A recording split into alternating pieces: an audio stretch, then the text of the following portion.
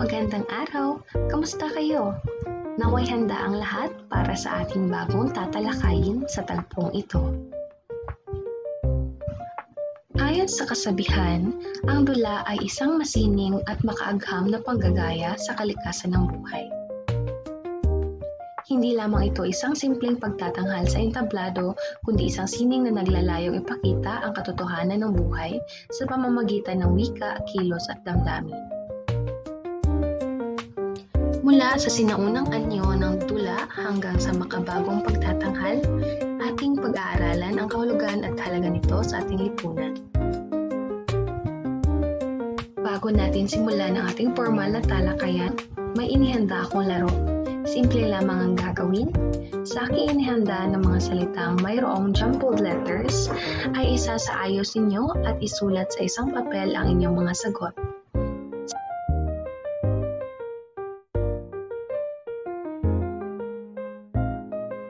Sa pagsasaayos ng bawat isang salita, ay bibigyan ko lamang kayo ng 5 segundo para makapagtipa na inyong ikasagutan sa ating chat box. Handa na ba kayo? Narito ang number 1 na inyong isasaayos.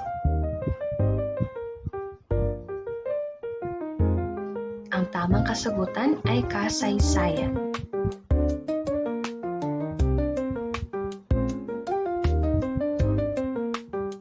Ang tamang sagot sa number 2 ay Kastila. Ano kaya ang number 3? Zarzuela. Narito naman ang pang-4. Ang tamang sa kasagutan ay sinakulo. At ang panghuli, magaling. Ito nga ay katutubo. Maraming salamat sa inyong pakikilahok sa ating munting aktibidad dahil ang lahat ay panalo. Ngayon ay ating tatalakayin ang kahulugan at kasaysayan ng dula. Ngunit bago iyan, ay narito ang ating mga layunin. Pagkatapos ng talakayan, ang 70 mga mag-aaral ay inaasahang una, napapaliwanag ang dula at naiisa-isa ang kasaysayan ng dula. Pangalawa ay naipapakita ang pagpapahalaga sa dula sa kasalukuyang panahon sa pamamagitan ng pagbabahagi sa klase. At pangatlo ay nakakagawa ng isang graphic organizer. Ano ba ang dula? Ito ay isang uri ng panitikan na nahahati sa isang yugto na maraming tagpo. Ito ay tinatanghal sa entablado at ang tagpo sa dula ay ang paglabas-masok sa tanghalan ng mga tauhan.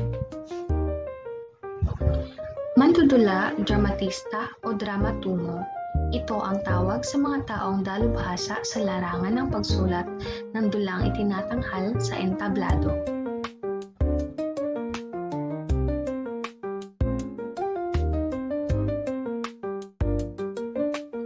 Ayon kay Aristotle, ang dula ay isang sining ng panggagaya o pag-iimita sa kalikasan ng buhay. Ipinapakita nito ang realidad sa buhay ng tao, gayon din ang kanyang mga iniisip, ikinikilos at isinasaad. Halina't samahan niyo ako at ating lakbayin ang kasaysayan ng dula.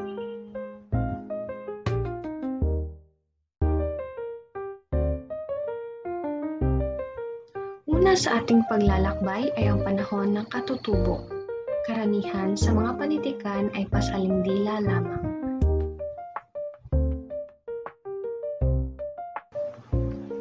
Isa na rito ay ang awiting bayan. Ito ay isang tradisyonal na anyo ng musika na nagpapahayag ng damdamin, opinyon at karanasan. Karaniwan itong naglalarawan ng pang-araw-araw na buhay, kultura at kasaysayan ng isang lugar o pangkat ng tao. Ito ay nagtataglay ng sukat at tugma, gumagamit ng simpleng wika, nagpapahayag ng damdamin at nagpapakita ng kultura. Ilan sa mga anyo ng awiting bayan ay ang uyayi. Ito ay isang sayaw sa pagpatulog ng bata. Dalit o himno. Kumintang, isang awit sa pakikidigma. Talindaw, awit sa pamamangka. Kundiman, awit sa pag-ibig. Hulaho, awit sa pampatigil sa pag-iyak ng sanggol. Soliranin, awit sa pagod. At Tagolaylay, ito ay inaawit kapag may namatay. Kasunod naman ay ang katutubong sayaw. Ang katutubong sayaw ay isang tradisyonal na anyo ng pagsayaw na sumasalamin sa kultura, kasaysayan at pamumuhay ng mga Pilipino. Karaniwan ito ay sinasayaw sa mga pagdiriwang, ritual at iba pang mahahalagang okasyon. Ito ay nagtataglay ng mga natatanging galaw at gumagamit ng tradisyonal na kasuotan. Isang halimbawa dito ay ang balitaw. Ito ay sinasayaw ng mga lalaki at babaeng magkaharap habang umaawit at nagliligawan. Pangalawa ay ang tiklos. Isinasayaw kapag nagsahanda sa pagtatanim, paglilinis ng bukid at gubat. Pangatlong halimbawa ay ang pundang-pundang. Ito ay sinasayaw ng mga bagong kasal. Isa rin dito ay ang sayaw sa palay at sayaw sa salakot. Ito ay naglalarawan ng mga lalaki at babaeng nagtatanim ng palay. At ang huling halimbawa ay tinikling. Ito ay sinasayaw sa pagitan ng dalawang kawayan. Ito ay panggagaya ng kilos ng ibong ahabang binti.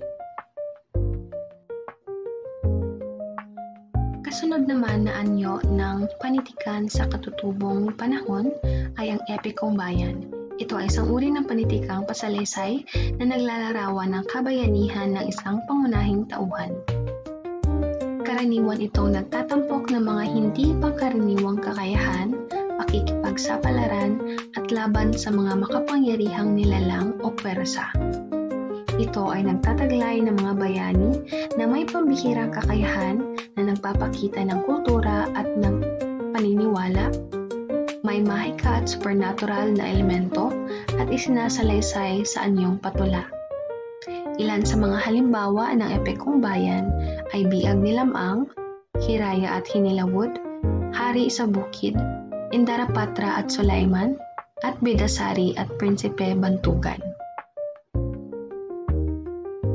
Ngayon ay dumako naman tayo sa pangalawang stopover ng ating paglalakbay, ang panahon ng Kastila.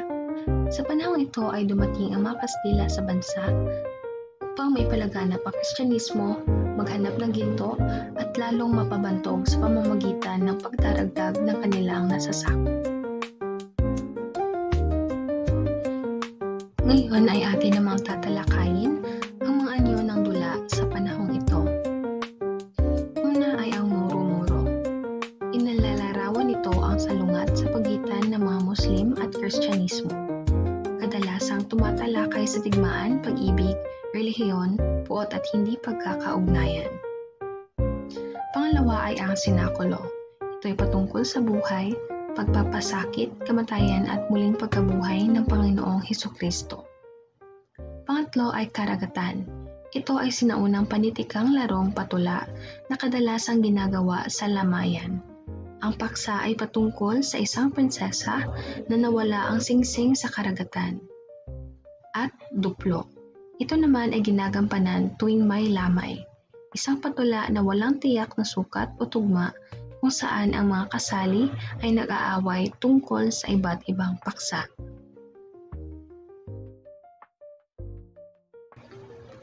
Karilyo.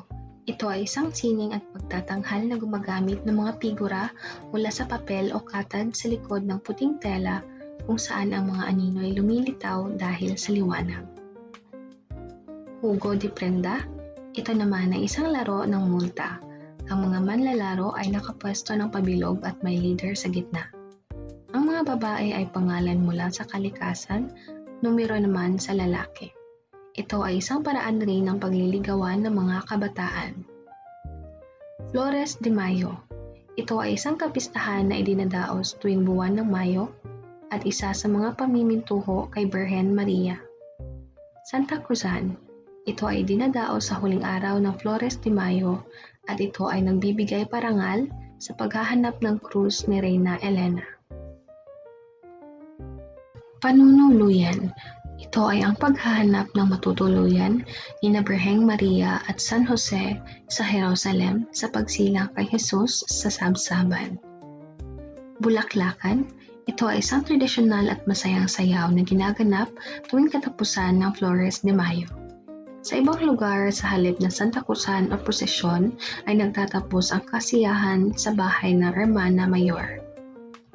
Tibag, isang pagsasadula sa paghahanap ni Reyna Elena at Prinsipe Constantino sa krus na pinagpakuan ni Jesus. Sa lubong, ito ay ginaganap sa araw ng linggo ng pagkabuhay. Nagproposisyon ang mga tao sa madaling araw at kanilang dinudula ang araw ng pagkabuhay ni Hesukristo.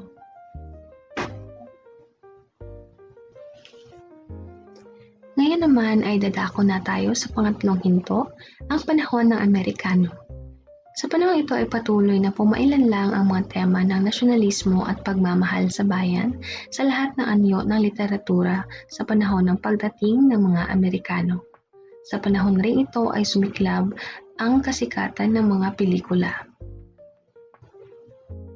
Sa panahon ng ito ay naging bantog ang sarswela.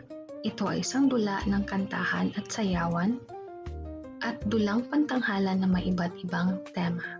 Ito ay kinilala bilang isang dulang musikal at dula ng makabagong panahon. Halina't samahan niyo ako sa panahon ng Hapon.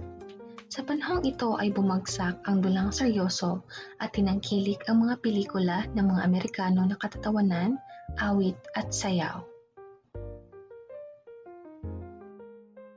Ang dula sa panahong ito ay nagkaroon ng dalawang anyo, ang legitimate at illegitimate. Ang legitimate ay binubuo ng mga dulang sumusunod sa kumbensyon ng pagsusulat at pagtatanghal. Samantala, ang illegitimate naman ay mas kilala bilang stage shows. Ngayon naman ay dadakon na tayo sa panahon ng batas militar. Sa panahong ito ay pinaayos ni Imelda Marcos ang lumang tanghalan gaya ng Metropolitan Theater. Nagpatuloy ang paggawad ng parangal sa mga dulang may iisahing yugto at ito ang nakapagdagdag upang mapasiglang muli ang dula sa panahong ito. Sa panahon rin ito ay higit na napagtuunan ng pansin ang mga dula na katulad ng Halik sa Kampilan ni Leonardo Eligan at Tales of Manovo ni Bienvenido Lombe. Ngayon naman ay dadako na tayo sa ating kasulukuyang panahon. Mas umunlad ang dula, maraming nagbago at marami na tayong iba't ibang dula na katulad ng panradyo, pantelebisyon at pampelikula. Sa panahong ito, ang mga dula ay tinatanghal sa masa, sa malaking entablado at aktwal na napapanood ng mga tao.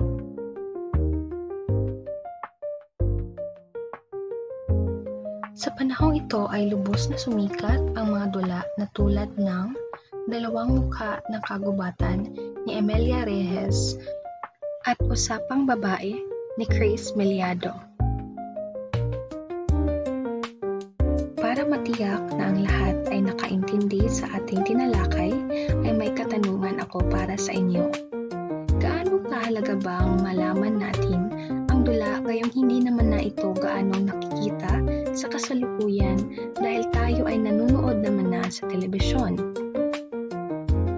Bagaman hindi na gaano nakikita ang tradisyonal na dula sa kasalukuyan, lalo na sa pang-araw-araw na libangan, nananatili itong mahalaga sa ating kultura, edukasyon at kasaysayan. Ang dula ay isang masining na nagbibigay daan na maipakita ang tunay na emosyon, malikhaing pagpapahayag at masining na interpretasyon ng iba't ibang aspekto ng buhay. Hindi ito katulad ng telebisyon na madalas ay dinadaan sa mas mabilis na editing at visual effects. Ang teatro ay may kakaibang pagiging buhay, isang direktang ugnayan sa pagitan ng aktor at manunood na lumilikha ng isang hindi matatawarang karanasan. Isa pa, ang pag-aaral ng dula ay nagbibigay daan sa atin ng mas malalim na pag-unawa sa ating panitikan, kasaysayan at kulturang Pilipino.